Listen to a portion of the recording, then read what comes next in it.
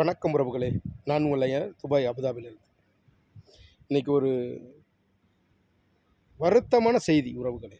என்னென்னா, இந்திய சுதந்திர போராட்ட வீரரும் கம்யூனிஸ்ட் கட்சியின் மூத்த தலைவரும் ஐயா நல்லக்கண்ணு அவர்கள் சென்னை ராஜீவ்காந்தி மருத்துவமனையில் உடம்புக்கு முடியாமல் சிகிச்சை பெற்று வந்திருக்காங்க.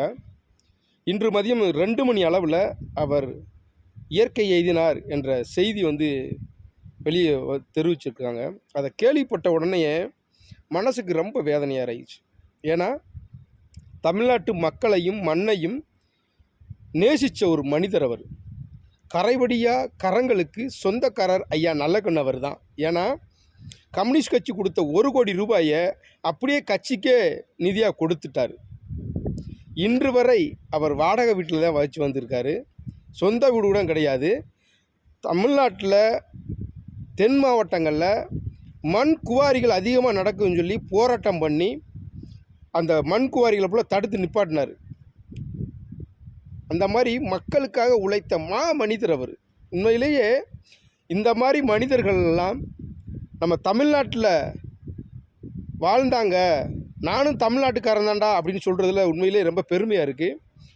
ஐயா நல்லக்கண்ணுடைய குடும்பத்தாருக்கும் என்னுடைய ஆழ்ந்த இரங்கலை தெரிவித்துக் கொள்கிறேன். ஏன்னா, இப்படியாப்பட்ட மனுஷன் நம்ம மண்ணுக்காக உயிர் போகிற வரைக்கும் உழைச்சிருக்காருன்னா, எந்த ஒரு வருமானமும் இல்லாமல் மக்களுக்காகவே உழைச்சிருக்காருங்க.